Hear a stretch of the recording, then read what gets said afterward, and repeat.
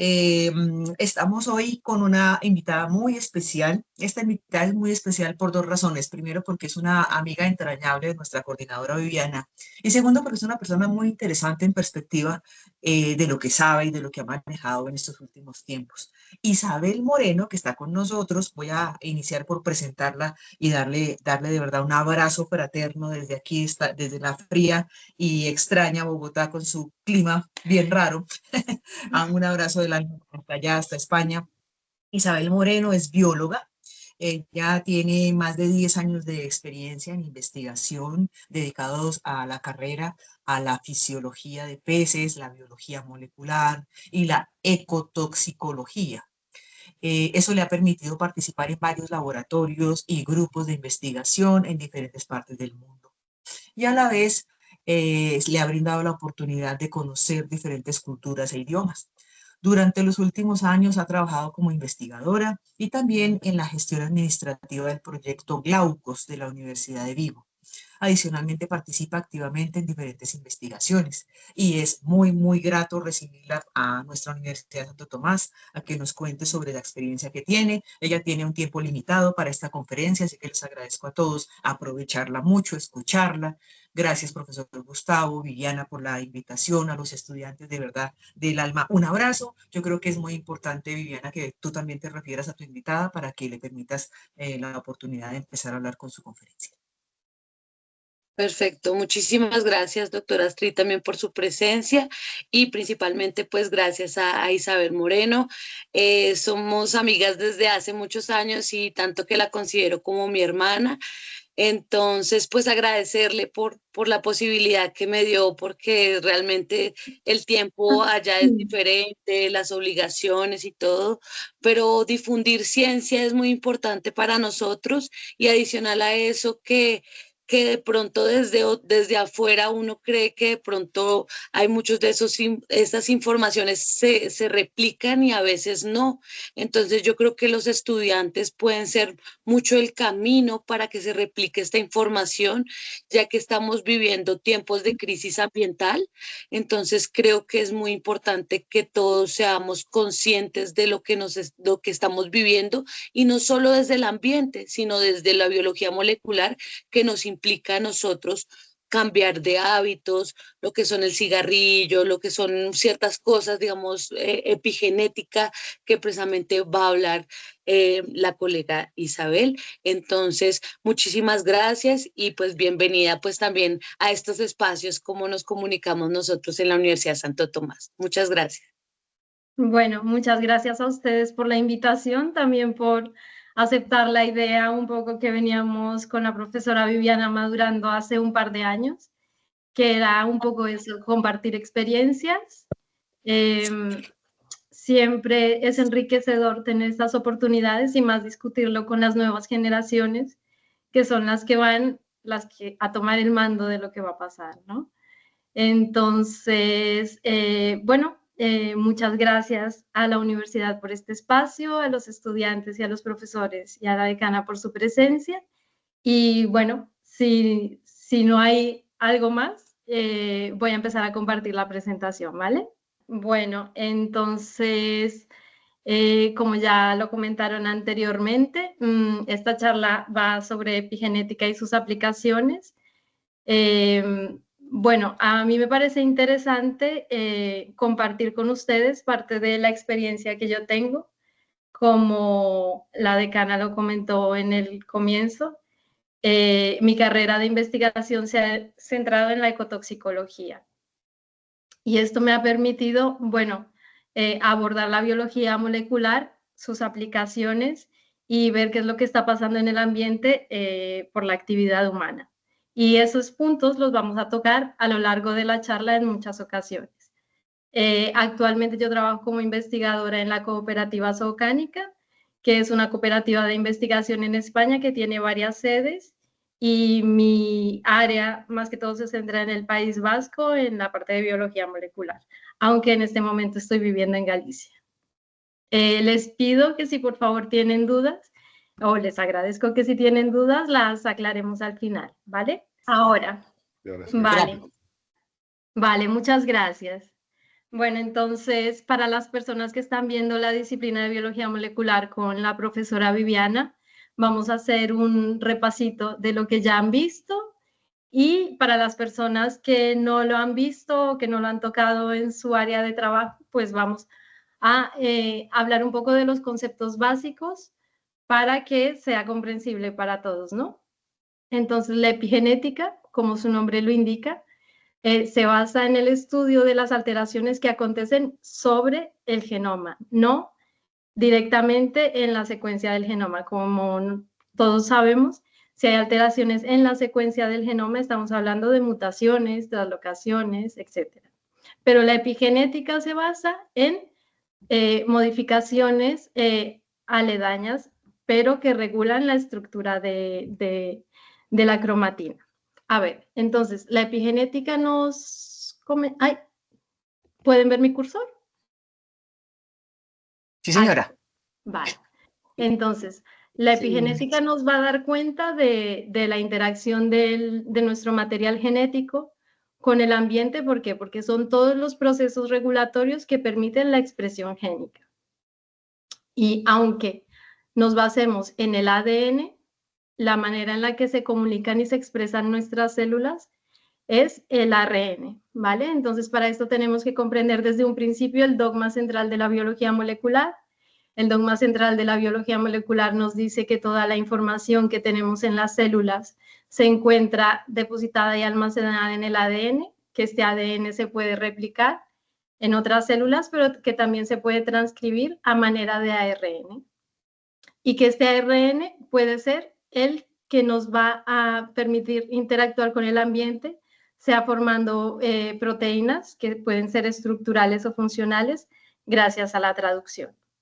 Y visto así, se ve como bastante simple y bastante sencillo, pero si nos pasamos a este esquemita aquí naranja, en el que se muestra el genoma y el transcriptoma, vemos que no es tan simple. Entonces, tenemos la cadena de ADN y como tiene una grandísima cantidad de información que necesita ser controlada y expresada en determinado momento, pues los procesos regulatorios tienen que ser muy finos, muy delicados y muy coordinados. Entonces, ¿quién organiza ese ADN dentro del núcleo de la célula? Son las histonas, y las histonas son proteínas. Entonces, tenemos que tener claro que el ADN, en términos generales, tiene una carga negativa. Y las histonas son proteínas que tienen unas colas con cargas positivas. Entonces, negativo más positivo se va a traer. Entonces, las histonas empaquetan el ADN y lo dejan organizadito y compacto dentro de la célula. Pero claro, compacto y organizadito no nos sirve de nada porque la maquinaria de expresión no puede acceder ahí y entonces no se puede sintetizar señales. Entonces, los mecanismos epigenéticos lo que nos permiten es abrir y disponibilizar ese material genético para que las enzimas responsables de la transcripción y la traducción puedan actuar. Nos vamos a remitir a este diagrama durante varios puntos de la charla. ¿Por qué? Porque ahora sabemos que a partir del genoma podemos obtener el transcriptoma y durante mucho tiempo se creyó que en el genoma había mucha información que no servía para nada. Pero estamos en una época muy afortunada, que es la época de los secuenciamientos masivos y de los avances en bioinformática y de la inteligencia artificial. Y como le decía a la decana antes de que todos se unieran a la charla, la tecnología está ahí para ayudarnos, para que le tengamos miedo. Entonces, ahora, en un solo día, podemos obtener varios genomas por ejemplo, de organismos que han sido expuestos en el ambiente a una condición específica, y gracias a las herramientas bioinformáticas los podemos analizar y comprender qué es lo que está pasando en las células de esos organismos gracias al estímulo que les hemos dado, ¿no?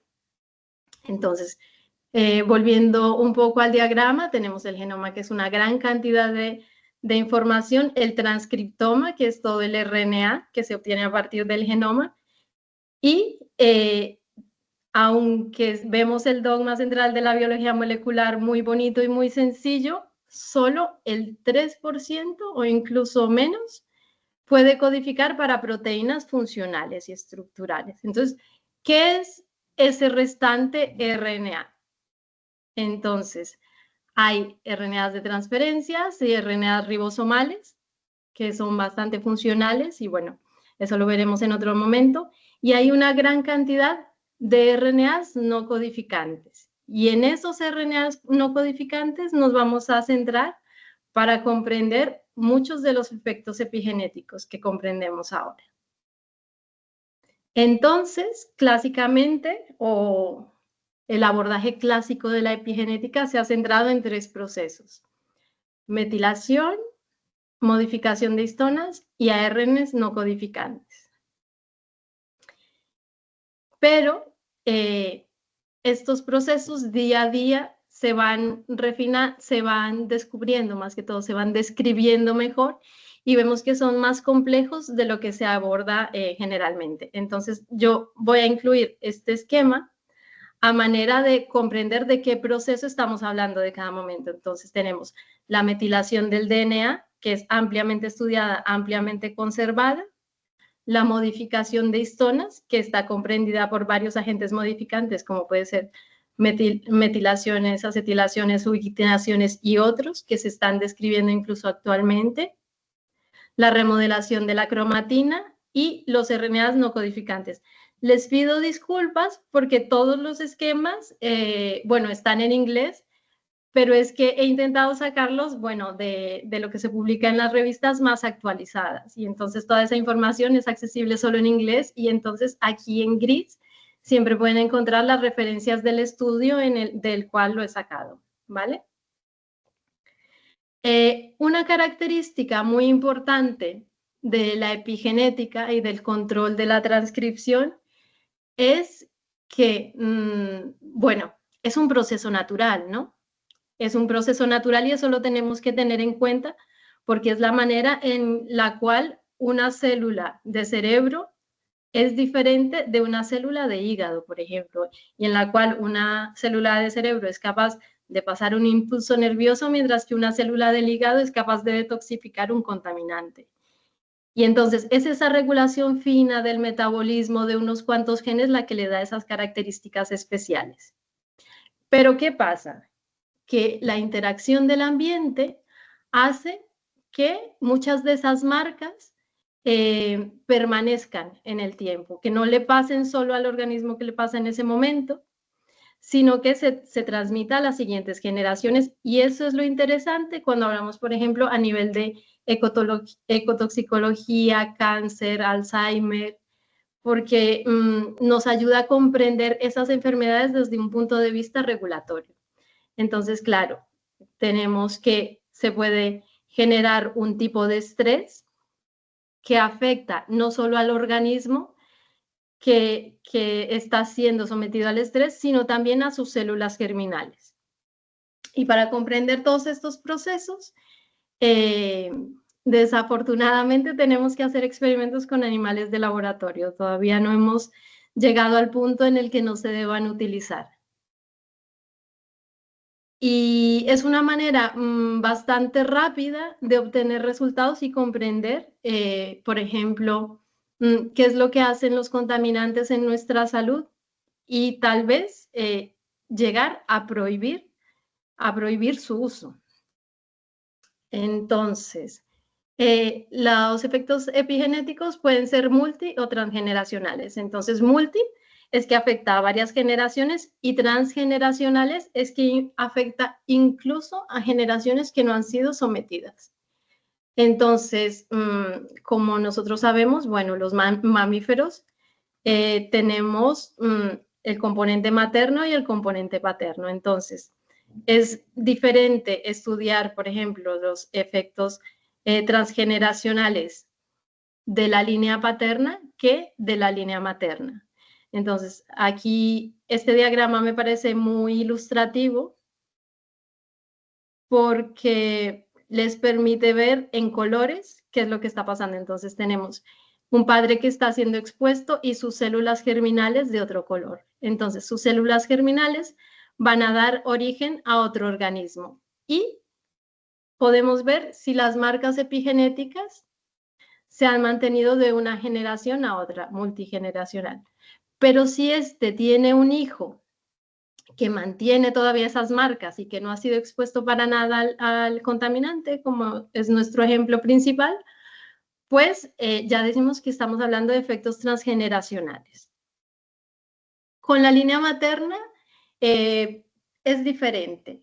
¿Por qué? Porque muchos de los experimentos que se hacen, por ejemplo, son para ver efectos teratogénicos, entonces se hacen con las mamás ya embarazadas y entonces habría que esperar una generación más en la cual las células germinales de los hijos no han sido expuestas al estrés o al contaminante o al medicamento para verificar si este estímulo tiene un efecto transgeneracional. Entonces tenemos efectos somáticos y efectos en la línea germinal. Y eso hace que el momento de exposición a un agente que deja marcas epigenéticas sea muy importante para ver si estos efectos se mantienen en el tiempo.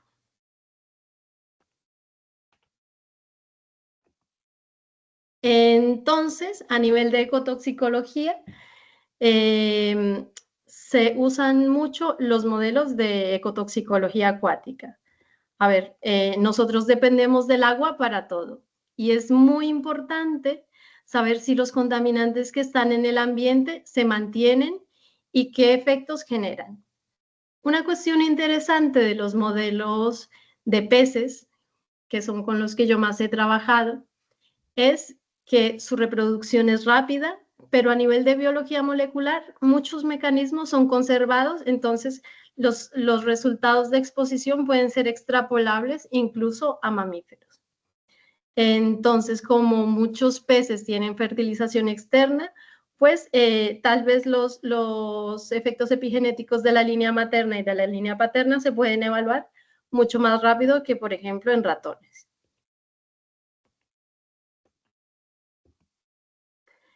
Entonces, a partir de este cuadrito, como hablé al principio de la charla, vamos a ver cada uno de los efectos epigenéticos que se estudian más abundantemente ahora. Hay unos cuantos que están muy recientemente descritos y que no se conoce muy bien su bioquímica, entonces, bueno, no los vamos a alcanzar a tocar también porque no nos daría tiempo. Lo importante de esta charla es comprender el concepto general y los mecanismos generales. Entonces, primero que todo, vamos a hablar de la metilación. La metilación del DNA es un efecto bastante conservado, bastante fácil de cuantificar, porque se puede cuantificar base con base en qué gen se está dando la alteración. Y es tal vez el efecto epigenético más estudiado que haya hasta el momento. Y se sigue estudiando, sigue siendo como la llave de oro de la epigenética. Entonces, como su nombre lo indica, sucede cuando se adiciona un grupo metilo a las citocinas. Y como en la clase de biología molecular hemos visto, bueno, las citocinas siempre están emparejadas en el DNA con las guaninas. Entonces, hay regiones del DNA que son muy ricas en citosina guanina y eso se llaman las islas CPGs. Y entonces esas áreas son de especial interés para los estudios epigenéticos. ¿Por qué? Porque son muy susceptibles a este tipo de cambios. Todas las marcas epigenéticas son reversibles y eso lo tenemos que tener en cuenta porque muchas veces cuando se hacen este tipo de estudios de los que hablé anteriormente, los efectos se ven en la primera generación y en la segunda generación se puede ver el mismo efecto, no se puede ver o se puede ver un efecto magnificado. Entonces, no es que digamos que lo que pasa en los padres siempre va a pasar en los hijos porque si no, no haríamos los experimentos, ¿no? La metilación generalmente está relacionada con el silenciamiento de genes y con la inhibición de la transcripción de los genes que están marcados. La enzima clave que realiza la metilación es la DNA metiltransferasa, y ya sabemos que hay varias isoformas de la DNA metiltransferasa, varias clases de DNA metiltransferasa. Y entonces, como la epigenética es un proceso natural, en las células germinales y en las células que se están diferenciando, existe la DNA metilasa tipo 1, que se encarga de estos procesos. Sin embargo, existe la DNA metilasa tipo 3, que se encarga de generar metilaciones de novo, o sea, metilaciones debidas a un estímulo ambiental. Entonces, es la DNA metilasa 3 la más importante para los estudios de ecotoxicología. Bueno, ahora vamos a pasar a las modificaciones de histonas. Como lo comenté en un principio, bueno, las histonas son las proteínas que permiten el empaquetamiento correcto del DNA en el núcleo de la célula. Y vamos a hablar de 4 modificaciones de histonas en este caso, aunque como ya les comenté, hay algunas cuantas más que se están describiendo actualmente. Entonces, a nivel de metilación de histonas, venimos a este cuadrito y vemos que existe la metilación, que puede ser simple o múltiple. Antes hablamos de una metilación, ahora estamos hablando de otra. Antes era en el DNA, ahora es en las histonas. Tenemos la acetilación, tenemos la fosforilación y tenemos la ubiquitinación. Y todas están resumidas en este diagrama. Entonces, la metilación de histonas es un poco diferente a la metilación del DNA. ¿Por qué? Porque como les dije anteriormente, se da sobre la cola de la histona. Y aunque la metilación del DNA se encarga principalmente de inhibir la transcripción, la metilación de las histonas no. Porque la metilación de las histonas lo que hace es reclutar factores de transcripción, que pueden ser activadores o represores. Entonces, el efecto de la metilación en las histonas no siempre es represor. Algunas veces puede estimular también la transcripción, porque llama a los factores de transcripción que van a permitir la expresión de un gen. Este cuadro lo he incluido en este punto precisamente porque es muy importante tener en cuenta que hay varios tipos de metilación y no confundirlas, porque se dan en moléculas diferentes. Entonces, tenemos metilación de ADN, metilación de ARN y metilación de histonas.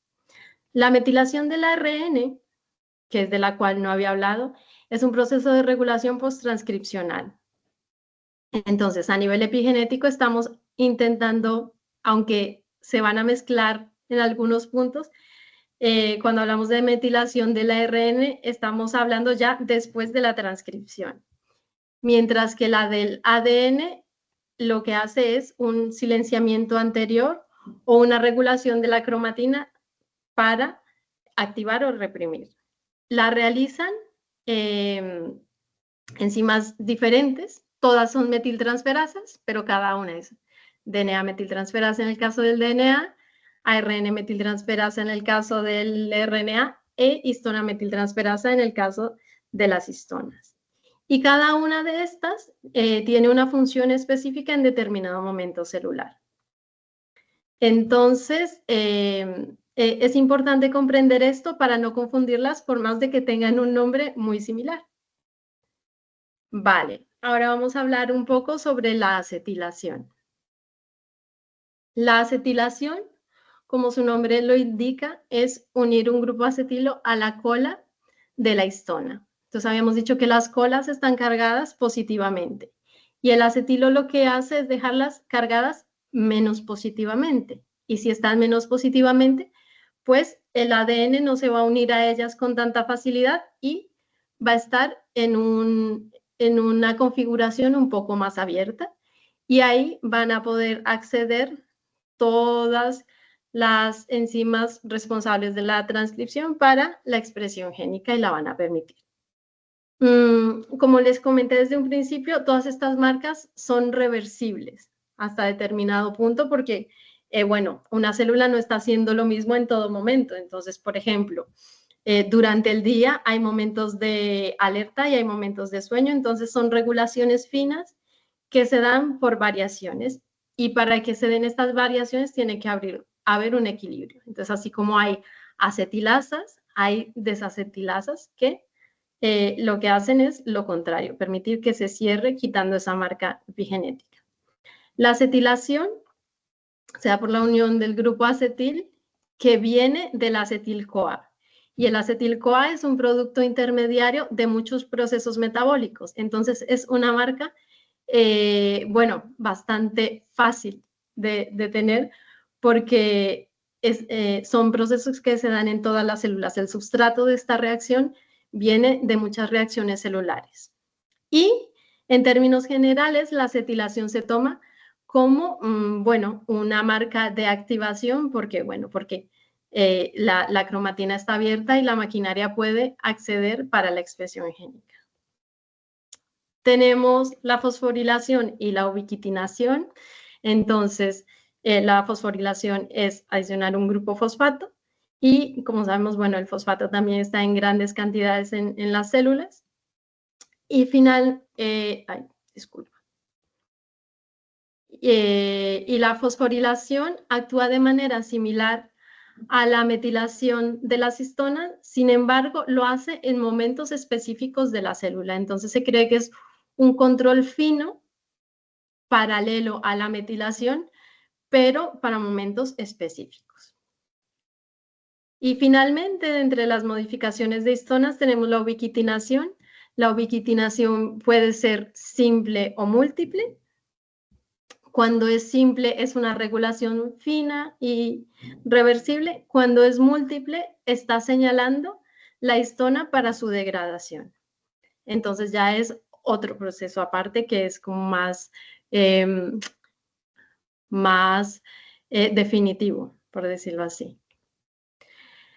Bueno, esta charla tiene que ver con cómo se usan estas marcas en la vida real, ¿no? Entonces, como lo he mencionado anteriormente, las marcas epigenéticas se han usado o se están utilizando como biomarcadores de diferentes enfermedades, de diferentes estados fisiológicos, y una aplicación muy, muy grande es el cáncer.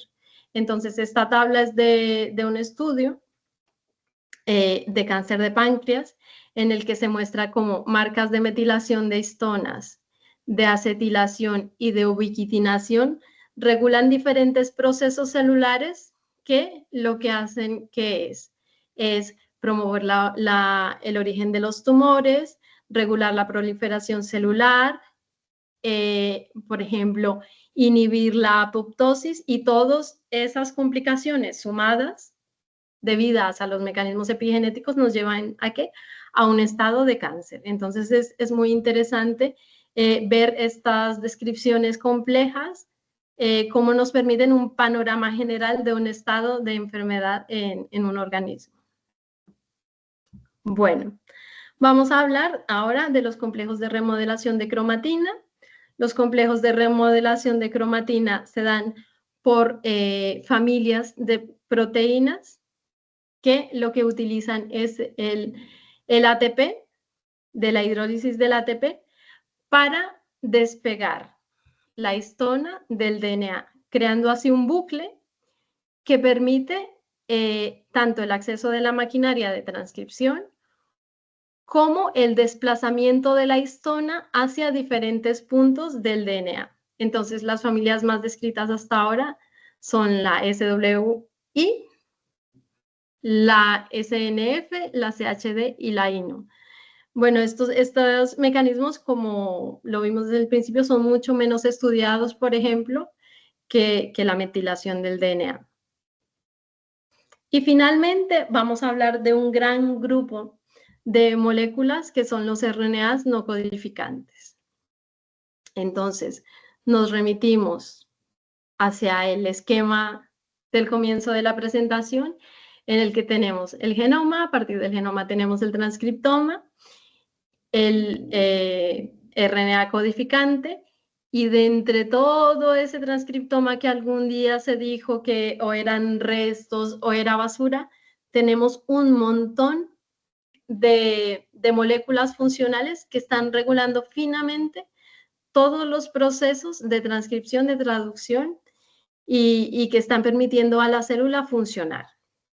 Entonces, de entre los RNAs no codificantes, tenemos los RNAs de cadena corta y los RNAs no codificantes de cadena larga. Los RNAs no codificantes de cadena corta son muy pequeños. Tienen entre 20 y 30 nucleótidos generalmente. Lo que pasa es que tienen diferentes orígenes. Y los RNAs de cadena larga tienen normalmente más de 200 nucleótidos y tienen muchas funciones que no son solo epigenéticas, sino que son regulatorias de la función celular en términos generales, como se los voy a explicar más adelante. Entonces, en este esquema de aquí abajo, en verde, vemos que la región codificante está en verde y que a partir de aquí se pueden originar RNAs circulares, microRNAs, bueno, RNAs de nucleolo y el RNA mensajero. Entonces, la expresión de muchos de estos RNAs está asociada a la expresión de genes particulares. Entonces, son mecanismos de regulación asociados a la transcripción. Sin embargo, en las regiones no codificantes del gen, vemos que a partir de ahí se originan RNAs ribosomales, RNAs de transferencia, RNAs enhancers, disculpa, se me olvidó la palabra, como estimuladores, RNAs de cadena larga, no codificantes, macroRNAs, piRNAs y otros tipos de microRNAs. Entonces vamos a hablar un poquito de cada uno de los tipos de RNAs no codificantes de cadena corta. Tenemos los microRNAs, que como lo dije anteriormente, comprenden de 20 a 30 nucleótidos y están asociados a la expresión de algunos genes en particular y tienen funciones regulatorias muy finas. Los small interference, que son los siRNAs, son muy similares y durante mucho tiempo se creyó que actuaban todos independientemente, pero ellos interactúan entre ellos. La funcionalidad es muy similar a los microRNAs, pero estos RNAs pequeños de interferencia se originan a partir de respuestas a patógenos, en particular a agentes virales. Entonces, bueno, están asociados a los microRNAs, pero las funciones de asociación apenas se están describiendo. Y tenemos otros RNAs no codificantes de cadena corta, que son los piRNAs. Los piRNAs se llaman así porque están asociados a las proteínas piwi, que son proteínas regulatorias de la transcripción en células germinales. Entonces, tienen que ver más a nivel del desarrollo celular. Por otra parte, tenemos los RNAs de cadena larga y los RNAs de cadena larga, como les comenté anteriormente, tienen que ver en diversos procesos celulares. Entonces, tienen que ver, aquí lo vemos en este esquemita en azul, con procesos de splicing alternativo, de regulación epigenética, de la protección de los RNAs mensajeros para que se mantengan en la célula por más tiempo y puedan ejercer su función, también del decaimiento del RNA mensajero, de la producción de RNAs pequeños de interferencia, en el decaimiento de microRNAs en procesos de transactivación y represión. A nivel epigenético, los RNAs no codificantes de cadena larga ejercen diferentes funciones. Entonces, en este esquema podemos ver cómo pueden ligarse al RNA mensajero y impedir la transcripción. Se ha descrito muy bien que RNAs de cadena larga se pueden unir directamente a la polimerasa e inhibirla completamente, inhibiendo su función. Pueden secuestrar agentes reguladores, pueden anclarse al DNA impidiendo la transcripción, pueden formar complejos y reclutar enzimas que favorezcan o que impidan la transcripción, y pueden favorecer la formación de loops, la formación de bucles en el DNA de regiones que estén lejanas y aproximarlas para favorecer la transcripción. Los RNAs de cadena larga se han vuelto una molécula muy interesante, los RNAs no codificantes de cadena larga, porque cumplen funciones que antes se le atribuían solo a las proteínas. Entonces, esas funciones de reclutamiento, de ligación, de llamar a otros y de formar complejos, solo se le atribuían a las proteínas, y se ha visto que estos RNAs no codificantes lo hacen. Incluso se han descrito procesos en los cuales estos RNAs se pueden guardar en vesículas y pueden mandarse a otras células, actuando como mensajeros. Entonces, es un área muy interesante de estudio que se está desarrollando gracias a las técnicas de secuenciamiento masivo. Bueno, y hasta aquí llega la parte de hablar un poco de las marcas epigenéticas. Ahora vamos a relacionarlas con el ambiente, con las enfermedades y con lo que se está desarrollando a nivel técnico ahora mismo. Entonces, vamos a hablar de biomarcadores. Los biomarcadores son, bueno, en este caso en particular, cualquier sustancia, puede ser DNA, RNA, lípidos, metabolitos, proteínas, cualquier sustancia biológica de la célula o del organismo que nos dé una indicación de lo que está pasando. Entonces, por ejemplo, así como en una prueba de embarazo, los niveles de determinadas hormonas nos dicen que una mujer está embarazada o no, pues en la célula o en un organismo que ha sido expuesto a algo, hay proteínas y moléculas específicas que nos pueden indicar lo que está pasando en la célula. Entonces, a nivel de biomarcadores y epigenética, lo que más se utiliza, como los dije desde el principio, es la metilación del ADN, que es una marca, bueno, súper conservada, y que aunque anteriormente se desarrollaron muchas técnicas muy complejas para leerlo e identificarlo, ahora, por ejemplo, con el secuenciamiento de nanopore, es muy fácil y muy rápido de identificar y de cuantificar. Y los RNAs no codificantes también se están volviendo marcadores muy interesantes. ¿Por qué? Porque al igual que el RNA mensajero, los RNAs no codificantes en determinados momentos celulares o gracias a determinados estímulos pueden tener mayor o menor número de RNAs no codificantes que nos dan una idea de lo que está pasando en la célula. Y todos ellos, bueno, nos explican un poco qué está pasando a nivel de expresión génica en procesos como, por ejemplo, cáncer, Alzheimer, exposición a algún contaminante, incluso autismo.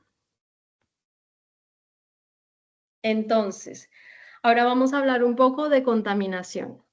Como lo decíamos cuando estábamos haciendo un poco la introducción, estamos afrontando no una crisis, sino varias crisis ambientales. Tenemos por un lado el cambio climático, pero por otro lado tenemos una cantidad enorme de contaminación de sustancias persistentes que están siendo liberadas al ambiente por todas las actividades que desarrollamos los humanos. Entonces, desde la agricultura, la industria, nuestros desplazamientos, sea en coche, en tren o lo que sea, generan algún tipo de impacto.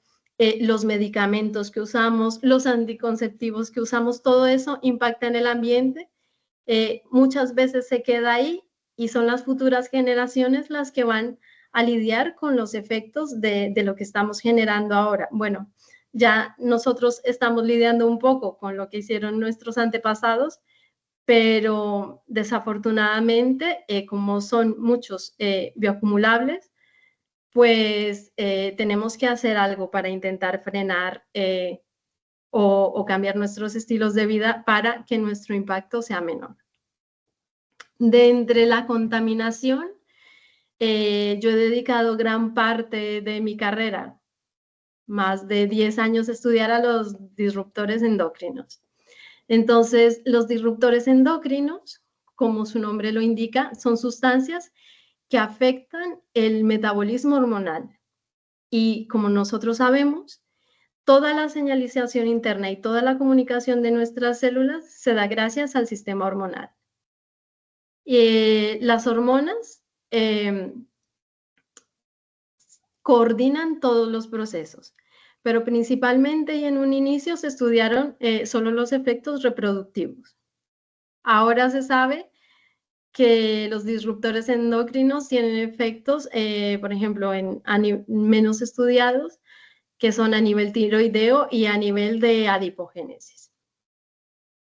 Entonces, las hormonas ejercen funciones activacionales, ¿qué quiere decir esto? Que ejercen respuestas a estímulos determinados, pero también ejercen funciones organizacionales, es decir, de la formación de las estructuras de los organismos durante su desarrollo. Entonces, ¿qué hace esto? Que cualquier alteración en el metabolismo hormonal pueda ser mantenida durante el tiempo o pueda afectar directamente la salud del organismo, y no solo del organismo, sino también de la propia población, cuando estamos hablando de organismos que han sido expuestos en el ambiente a algún contaminante. En este esquema podemos ver, porque el estudio de los disruptores endocrinos tiene más de 30 años de evolución, y aunque en un principio se hablaba de las cosas cada una muy individual, el metabolismo hormonal es muy complejo. Entonces, los disruptores endocrinos pueden afectar, por ejemplo, el vínculo que hay entre una hormona y su receptor, y por lo tanto alterar la función intracelular. Pueden bloquear ese receptor e inhibir completamente la función de la hormona. Pueden llegar directamente al núcleo, afectando directamente la transcripción. Esto es en el caso, por ejemplo, de los disruptores endocrinos que actúan como estrógenos, ya que el estrógeno llega directamente al núcleo de la célula para afectar la transcripción. Pueden afectar toda la señalización general a partir de los efectos de transcripción en el núcleo. Y es muy interesante que tenemos alteraciones epigenéticas, porque en un principio los experimentos que se hicieron con los disruptores endocrinos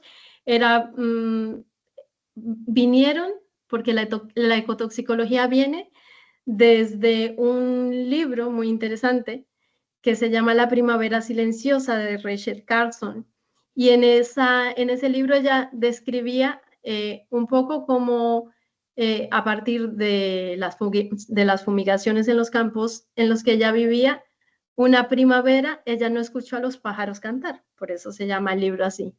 Y entonces se vio cómo esas fumigaciones afectaron las poblaciones, no solo de pájaros, sino de peces que había en esa área. Entonces, claro, se ve un efecto en determinado momento, se estudia, vale, he expuesto un organismo a tal contaminante, ese organismo no se reproduce o se reproduce en niveles mucho menores de los que hace normalmente. Pero ¿y qué pasa con esos hijos que han nacido de esa reproducción? Pues ya se veía un efecto a nivel poblacional, y muchas de esos efectos eran marcas epigenéticas que se mantenían durante varias generaciones, y es muy interesante. Vemos que otros efectos son efectos en la síntesis de hormonas, porque si hay o no hay hormonas, la célula va a señalizar para que no haya o haya, dependiendo de lo que necesite.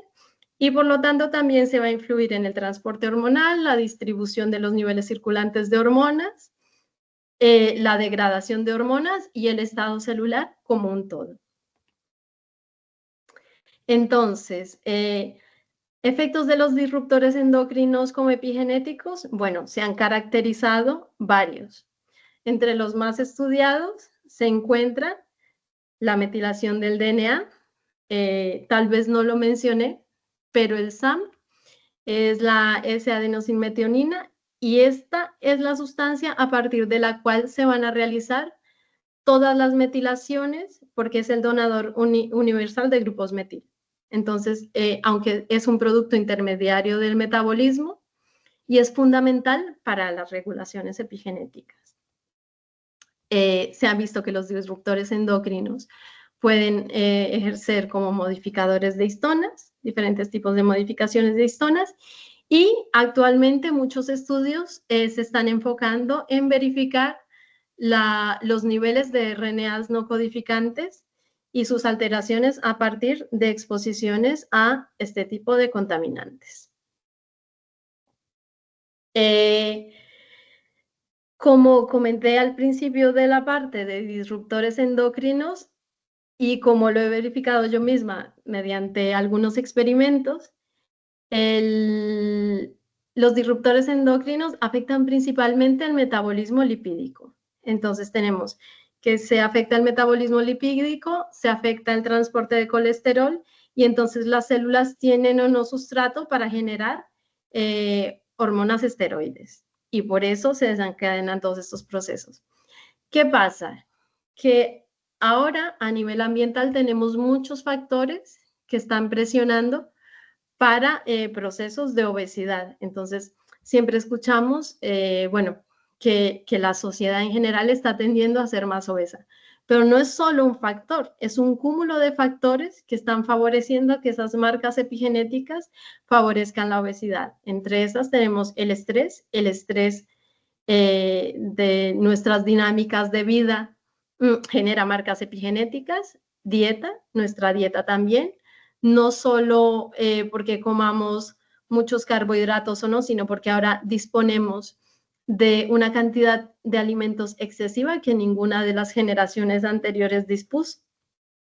Además, tenemos que, si a la dieta sumamos un montón de colorantes y aditivos, entre la cual se unen aquí los químicos que no son solo los que le sumamos a la dieta, sino son, por ejemplo, todos los plásticos, todos los residuos a nivel de la combustión de combustibles fósiles, todos los medicamentos que hay y que no pueden ser degradados en el agua, pues tenemos un marco mucho más complejo.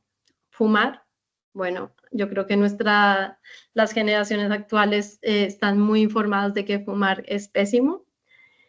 Actividad física, nuestros trabajos tienden a ser cada vez más sedentarios, menos físicos, entonces tenemos que crear una cultura del ejercicio y las condiciones intrauterinas.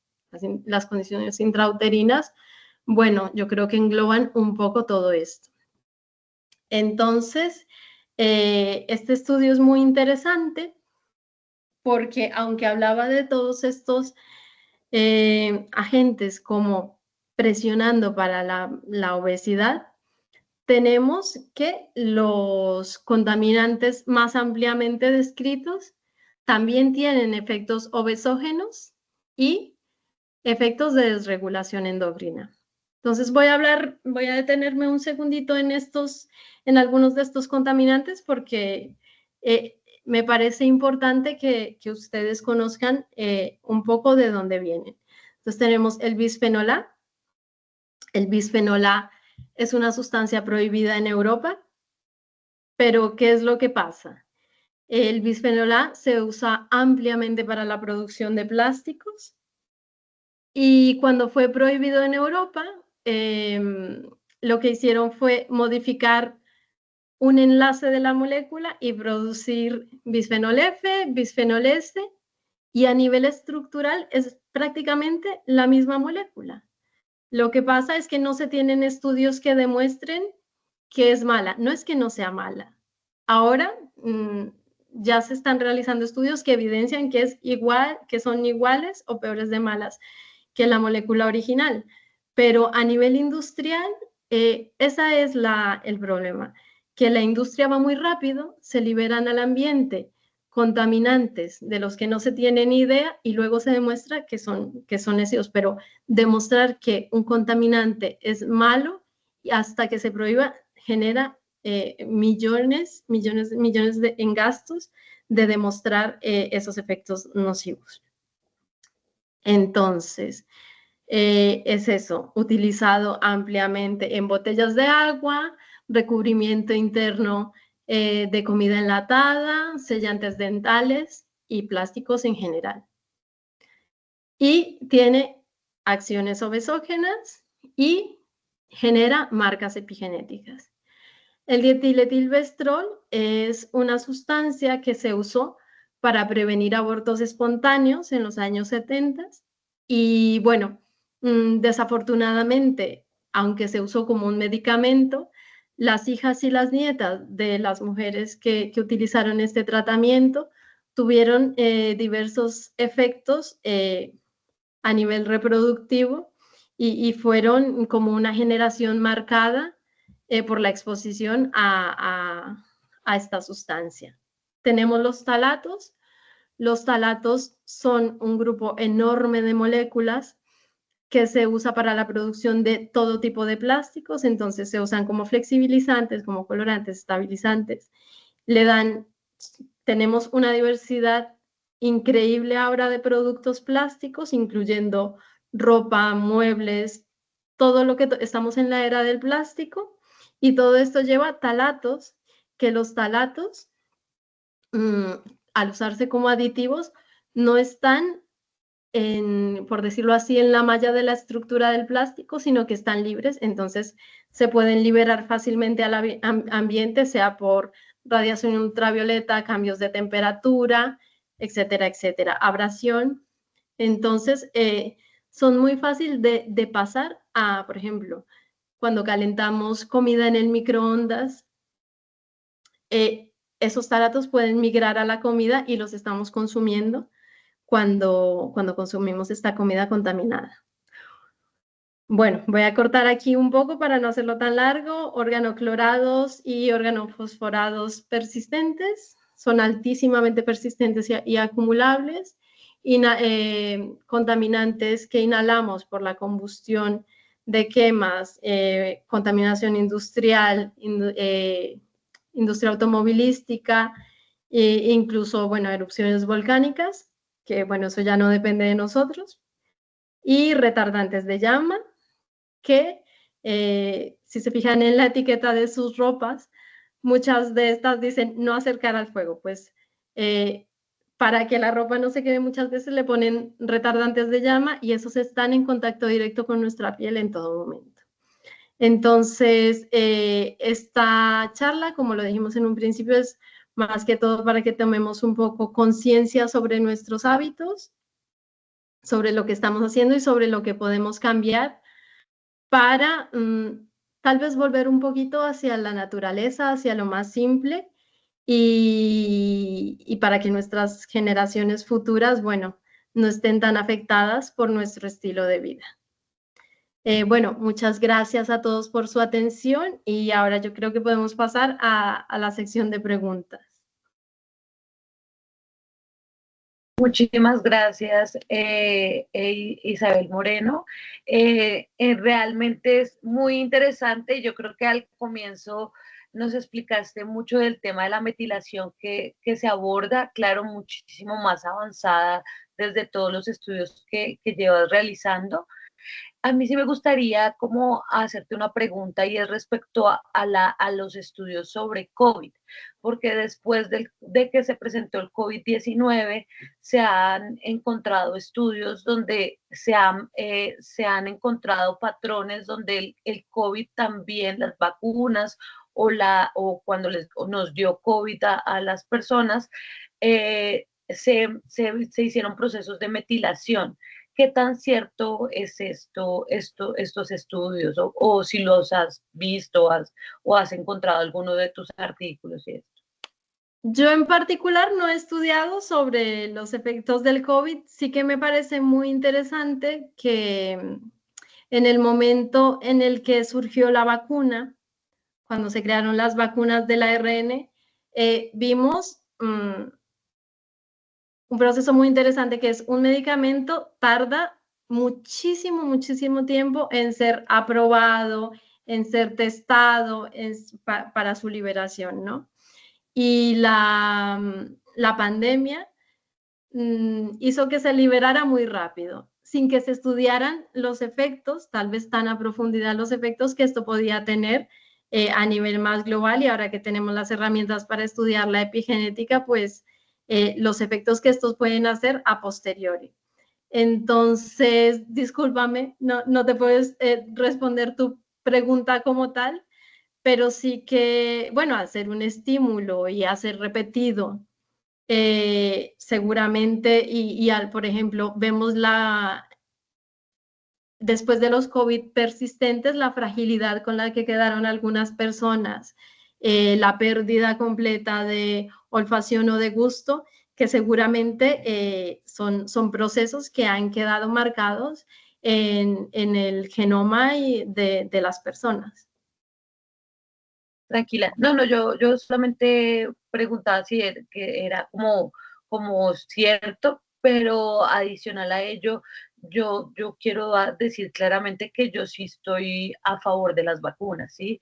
Porque mucho de la información que nos dieron y pues muchos de las personas que están en el grupo de la charla son licenciadas en biología o pues la doctora Astrid, comunicadora, pero en realidad el tema importante de las vacunas es que se dio y fue una fortuna que tengamos estas vacunas, pero sí traen unas repercusiones en nuestros genomas, pero a mí me ha parecido supremamente interesante tu charla. Quiero pues agradecerte, sí quiero darle de pronto la oportunidad a algún estudiante o algún maestro, también hay personas de afuera, si quisieran hacerle una pregunta pues bien puntual para también respetar el tiempo de la doctora Isabel y también pues de todo el grupo. Muchas gracias.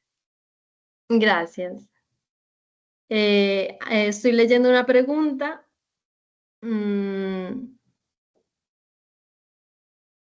A ver, la pregunta de Germán. Entonces, bueno, yo creo que cuando hablamos, Germán dice, nos gustaría que nos indicara los cuidados que podemos hacer para mitigar estos riesgos. Tenemos una sociedad sobreconsumista y yo creo que lo primero que tenemos que hacer es reflexionar sobre nuestros hábitos. Porque en la cultura del consumo, todo el sistema está presionando para que compremos, hagamos, tengamos. Y muchas veces no es necesario todo lo que consumimos, ni todo lo que tenemos, ni todo lo que hacemos en sí. Entonces, por ejemplo, las precauciones para estar expuestos, por ejemplo, a los talatos y a los bisfenoles, serían las mismas precauciones que se tienen que tomar para no contaminar. Es decir, por ejemplo, utilizar más materiales, por ejemplo, de cristal, que cuando vamos a calentar en el microondas no tiene ningún peligro de que migre nada a la comida, utilizar fibras más naturales, utilizar, por ejemplo, en vez de cubiertos y platos y todas esas cosas, vasos desechables, utilizar cubiertos y cosas reales, no comprar tantas comida industrializada, no producir ni consumir tantas bolsas, ni consumir tantas cosas inútiles que consumimos al día a día. Perdón, me voy a remitir otra vez a la pregunta. Revisar el etiquetado de los productos es muy importante. Sí que es muy importante. Habría que ver qué tan específicos y qué tan minuciosos son, porque, bueno, por ejemplo, a nivel incluso de maquillaje y de las cremas y de lo que usamos a diario, hay talatos que son incluidos en la formulación de estas sustancias para darles fluidez. Entonces, mi reflexión principalmente es eso, volver a lo más natural, intentar las cosas que usen menos aditivos, que usen menos colorantes, que usen, volver a la naturaleza, porque es la que nos da las cosas que necesitamos. El resto que nos hemos inventado nosotros, pues, es invento, y afortunadamente tenemos mecanismos celulares que pueden ayudar a lidiar con eso, y nuestras células ya hemos visto que pueden aprender a manejar, a detoxificar, a evitar, pero no podemos tener nuestro cuerpo expuesto a esos estrés constantemente, ¿no?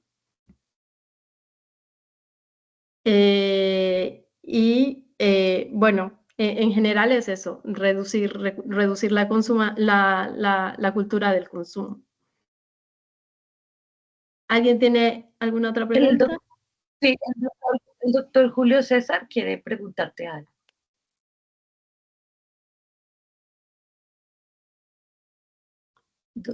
¿Sí? Doctor Julio César, si quiere, una vez puede abrir su micrófono y preguntar.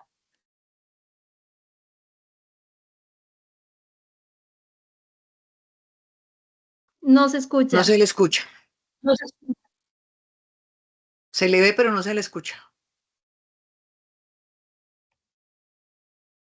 Igual no. Puedo, mientras tanto, leer la pregunta de... Ya, no, ya. Se escucha, ya se escucha. Bueno. Sí, sí. Disculpen. Buenos días a todos. Doctora Isabel, muchas gracias por su contribución. Doctora Astrid, qué gusto tenerla. Mi pregunta, doctora Isabel, tiene que ver más como una inquietud en relación a los estudios que usted realiza con lo de peces. O sea, como que... Sí. ¿Qué hallazgos particulares se encuentran de contaminación de agua en los peces? ¿Cómo es eso? Si nos puede contar un poquito. A ver, bueno, actualmente no estoy realizando estudios con peces, pero a partir de mi historia les puedo hablar un poco. Bueno, yo he testado todo tipo de contaminantes, metales, no metales, pesticidas, plastificantes. Todos estos plastificantes, el bisfenol A, el bisfenol B, el bisfenol S, de todos yo he hecho experimentos, y lo que sucede es que los he hecho en momentos en los que no estábamos en una época en la que el secuenciamiento era tan fácil. Entonces, remitiéndome un poquito a la charla, ahora estamos en la época dorada del secuenciamiento, en la que podemos tener un genoma en un día, o un genoma de un experimento de 25 muestras en un día.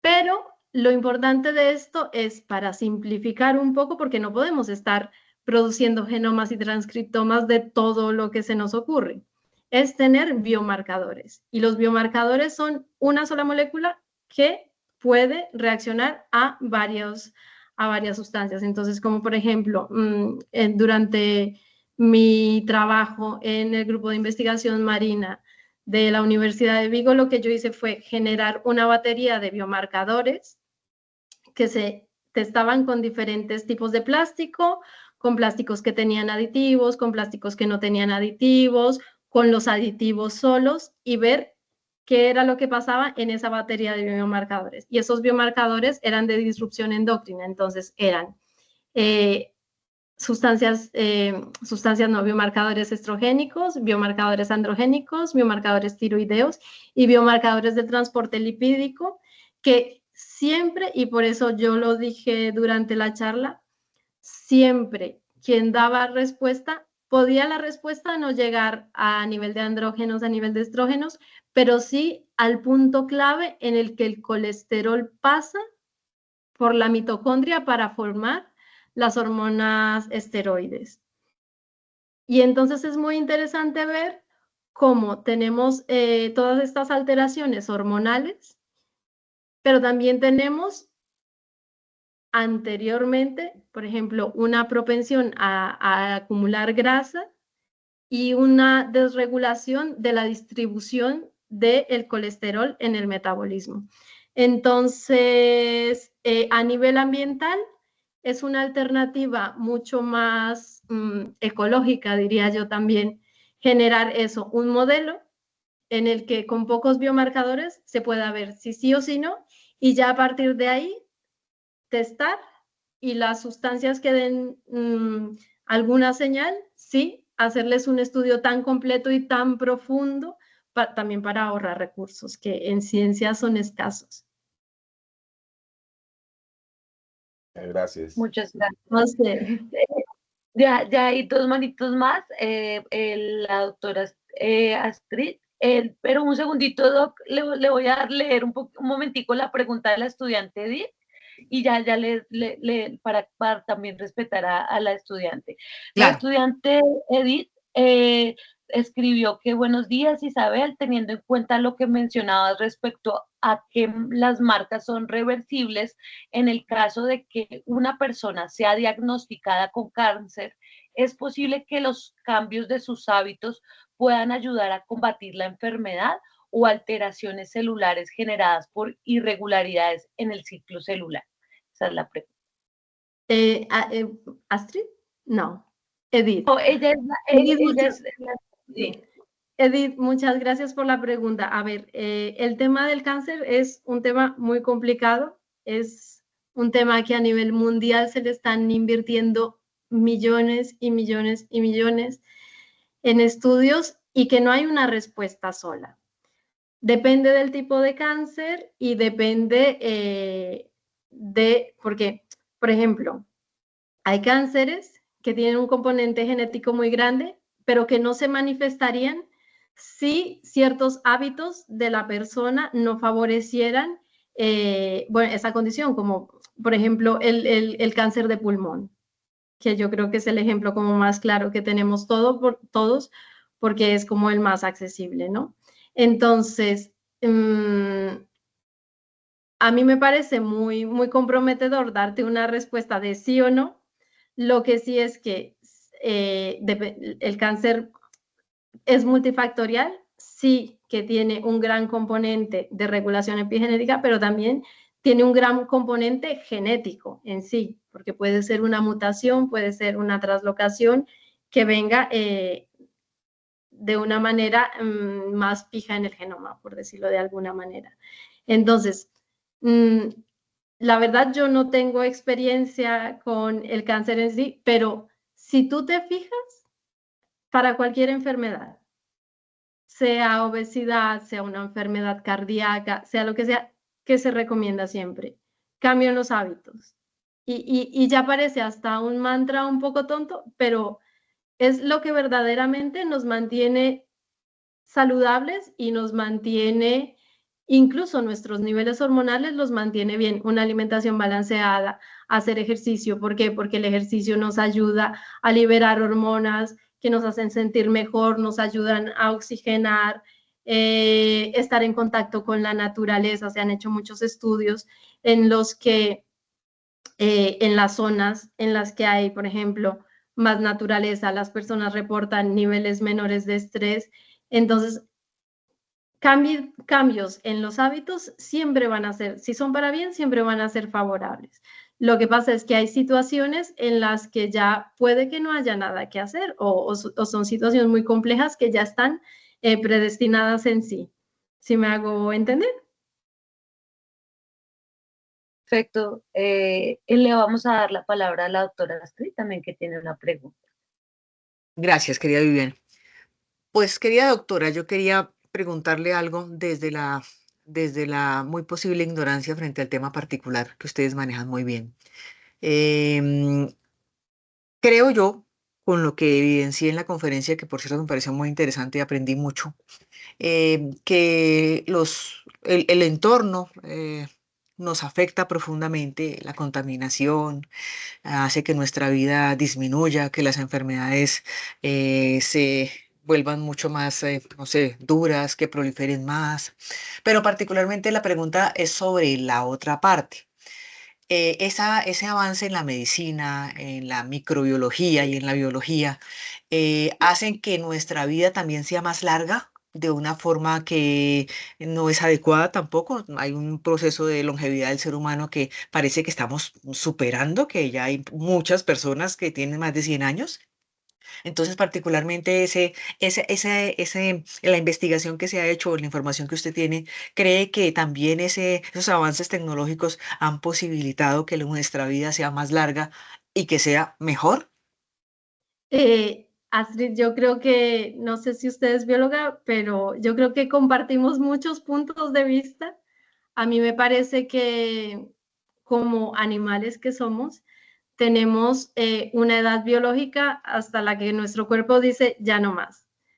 Claro, pasamos de ese momento y entonces empezamos a tomar pastillas para la tensión, pastillas para el azúcar, pastillas para todo. A mí, a nivel particular, me parece que ya estamos pasándonos al punto que no es. O sea, estamos manteniéndonos vivos o estamos sobreviviendo. Claro, hay muchas investigaciones en medicina y eso que desde un punto de vista completamente antropocentrista decimos, sí, sí, mantengámonos vivos. Pero mantengámonos vivos ¿para qué? Porque sinceramente, como animales, eh, llega un momento en que un animal dice, me muero y ya está. Pero nosotros como humanos tenemos un drama montado en el que no tenemos que vivir para siempre, mis hijos, mis nietos, y puede que la persona esté amargada, enferma, que no pueda ya consigo mismo, pero que tiene el orgullo ese de mantenerse ahí. Entonces me parece una visión muy antropocentrista que yo prefiero no responderla porque yo soy bastante poco antropocentrista y puedo ofender ciertas sensibilidades. Gracias, ya me respondió, gracias. Ya un poco para también respetar el tiempo, agradecerles a todos por su presencia. Me uno mucho porque pues tengo mucho la visión de Isabel, de la doctora Isabel también, porque siento que los humanos hemos hecho muchos cambios en el planeta Tierra. No es que sienta que no debamos existir en la Tierra, pero sí siento que debemos también dejar de hacer muchas cosas para la Tierra porque hemos cambiado y hemos también perdido un poco el rumbo. Entonces, por eso yo me uno mucho a lo que dice ella, en el sentido que deberíamos volver un poco más a lo natural, un poco más también a lo espiritual y un poco también aquí, también para reflexión final, también yo creo que lo que dices endocrino me parece muy importante porque yo padezco una enfermedad endocrina y yo creo que las mujeres en especial, porque acá hay muchas chicas en la charla y más de las licenciadas en biología de la universidad son más mujeres que hombres, y a nosotros las mujeres nos han forzado mucho el tema de los anticonceptivos y no sabemos todas las repercusiones que nos traen a nuestro organismo estos anticonceptivos. Y finalmente muchas veces se nos deja a las mujeres como si fuéramos las responsables de la reproducción sexual. Entonces yo creo que sí es muy importante que nosotras las mujeres en especial nos informemos de este tema, porque esto nos va a traer repercusiones en nuestra vida y en nuestra salud. Y no es responsabilidad solo nuestra, sino que si se trae un niño al mundo es de los dos. Entonces yo creo que sí, este tema, no sé de pronto para cerrar si Isabel quieres decir algo, pero me parece que es tema que has trabajado mucho desde lo endocrino. Pues en Colombia aún la responsabilidad reproductiva queda mucho en la mujer más que en el hombre. Y pues muchísimas gracias y pues sí, puedes cerrar pues la charla. Muchas gracias. Bueno, profe Vivi, muchas gracias. Como se lo dije a Astrid antes, yo ahí tengo una visión muy personal. Lo que tú decías de no solo la responsabilidad reproductiva, sino nuestra libertad sexual. El machismo se vive incluso en los países más de primer mundo y las mujeres seguimos siendo víctimas y cargamos con las consecuencias del machismo, No es de nuestra responsabilidad reproductiva, porque hay alternativas. Muchas veces el sistema nos fuerza. Entonces, ¿qué decimos? ¿Qué es más fácil? Una vez por mes ponerme una inyección que va a derrumbar completamente mi sistema hormonal y predisponerme a muchos tipos de cáncer y eso, y estar tranquila y vivir con tranquilidad. ¿Será que el sistema sí me está ofreciendo a mí las alternativas? A nivel personal, por ejemplo, a mí me ponen a escoger entre un dispositivo intrauterino de cobre o un hormonal, yo escojo el de cobre. Y muchas niñas, y muchas veces digo niñas porque para mí una muchacha de 17 años, por más de que tenga cierta responsabilidad en sus actos, muchas veces está más presionada por el sistema que por su propia, que por lo que ella quiere, siente o necesita. Entonces, lo que Vivi decía, como mujeres, yo creo que lo que tenemos que hacer es pensar primero en nosotras.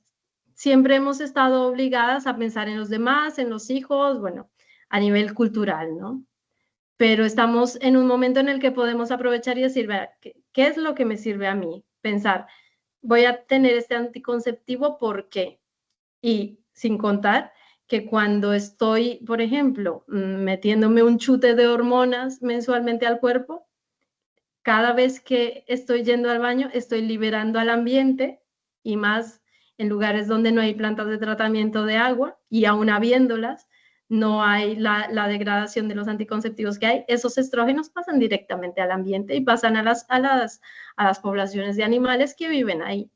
Entonces, cada una de nosotras tiene que tomar el espacio para sí misma, reflexionar y también, si no está convencida de hacer algo, no hacerlo, pero hacerlo con plena conciencia, pero saber informarse de los peligros a posteriori que tiene eso. Es como un día yo estaba en el ginecólogo, tenía que cambiar mi dispositivo intrauterino y un ginecólogo, hombre, me dice, no, te voy a poner el hormonal. Y yo le dije, no me pongas el hormonal porque mi abuela se murió de cáncer de seno y se murió muy joven. Y tú no sabes de lo que estás hablando. Entonces, es un llamado para las chicas para que reflexionen un poco y lo hagan por ellas, no por nadie más. Mil gracias. Pues yo creo que también en respeto a tu tiempo, Cristi, si puedes hacerla muy puntual porque ya es la última pregunta que responderíamos, ya que se había dicho que era 1 hora nada más. Entonces, Cristi, rápidamente puedes realizar la pregunta pues para ya cerrar el espacio. Buenos días, profe, buenos días a la doctora. No, más que todo no era una pregunta, sino pues como un aporte para hablar del sistema. En general, los sistemas de salud van más allá ligados a la población, de decir que estamos creciendo a nivel de que todo el tiempo menores y eso salen embarazadas y promovemos los métodos anticonceptivos, pero sin ir más allá al estudio en general, de poder alertar a esas niñas de 14, 16 años, de poder informar y decirle, así como los informan de los métodos anticonceptivos, decir qué va detrás o ligado a esos métodos que escogen los niños, sino simplemente la escogen muchas mamás también, porque pues son las responsables o las acudientes de esa niña, simplemente por el voz a voz de la pila, de la inyección, de la píldora, pero realmente no van más allá a ese estudio. Entonces, uno como mujer y como ir más allá a estudiarse y ver que el único método anticonceptivo que hormonalmente no nos afecta a las mujeres es el DIU, el dispositivo de cobre. Es el único método pues que no nos altera hormonalmente como mujeres y no altera esa parte que puede causar un cáncer como el cáncer de mama o el cáncer de ovario o el cáncer de útero, que son los más afectados en las mujeres. Y es más que todo eso, que el sistema de salud se encarga de hablar simplemente de los métodos y ya, sin ir más allá de una capacidad o salud pública de hablar y decir, esto va ligado a esto. Y recomendar antes de ir a poner un dispositivo es más que todo recomendar a las niñas de hacerse un estudio previo para ver si esa niña es apta para recibir ese método. Ya, verá eso. Gracias, Cristi. Sí, Cristi. Cristi nos dijo un día en clase, ya como para terminar, y ya se quedan solo 5 minutos, ella trabaja en el Instituto de Cancerología y nos contaba que en Colombia se han aumentado las cifras de BPH en las mujeres, que es una de las razones por las que están muriendo más mujeres en Colombia, y el VIH está también en cantidades alarmantes en Colombia. Entonces son situaciones que no solamente es el embarazo, sino todo lo que repercute. Entonces, pues, muchas gracias.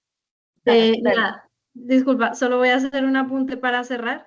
Yo creo que la profesora Viviana y yo crecimos en una generación en la que al tema del preservativo, al tema, bueno, de la prevención sexual se le daba mucho énfasis. Y con las generaciones se ha ido pasando eso, ha pasado un poco el peligro. ¿Por qué? Porque hay vacunas, hay inmunoterapia para el SIDA, por ejemplo, pero yo creo que es importante, esta es una clase de licenciatura en biología, que los profesores toquen eso en el aula, porque hay familias que no lo tocan. Y nuestra labor como docentes es promover una sociedad mejor. Y una sociedad mejor no solo está en decir, mira, tómate un anticonceptivo y ya, como lo decía Cristi, es mira lo que estás haciendo, mira lo que está pasando y mira que han habido enfermedades graves, no tan graves o muy graves, que a pesar de que haya terapia, fastidian la comodidad, sea psicológica o de una persona. Entonces, es para los chicos de la licenciatura que promuevan este tipo de iniciativas en su clase cuando tengan la oportunidad, porque es importante, es el reflejo que ustedes van a dar a la sociedad. Totalmente cierto. Doc, no sé si su merced también quiera cerrar con alguna palabra o algo, pues por mi parte ya muchas Claro, gracias. ni más faltaba agradecer muy especialmente a Isabel su participación, que siempre oxigenarnos y escuchar a personas que han investigado, que han escrito, que han desarrollado procesos de academia en perspectiva de lo que nosotros hacemos como formación en la facultad, es muy importante. Así que gracias a Isabel por participar, por acompañarnos, a Viviana por organizar esta charla, a los estudiantes por participar y a los docentes también por estar allí, porque siempre se aprende algo más, somos eternos aprendices. Así que muchísimas gracias desde la Universidad Santo Tomás, querida Isabel, las puertas abiertas para la Muchas gracias. investigación, para la conferencia, para el intercambio de opiniones siempre, y un abrazo desde Bogotá. Muchas gracias a ustedes por la oportunidad y un abrazo para todos. Y cualquier cosa, Gracias. tienen mi contacto. Gracias. Sí, señora. Hasta luego. Gracias. Hasta luego. Hasta luego.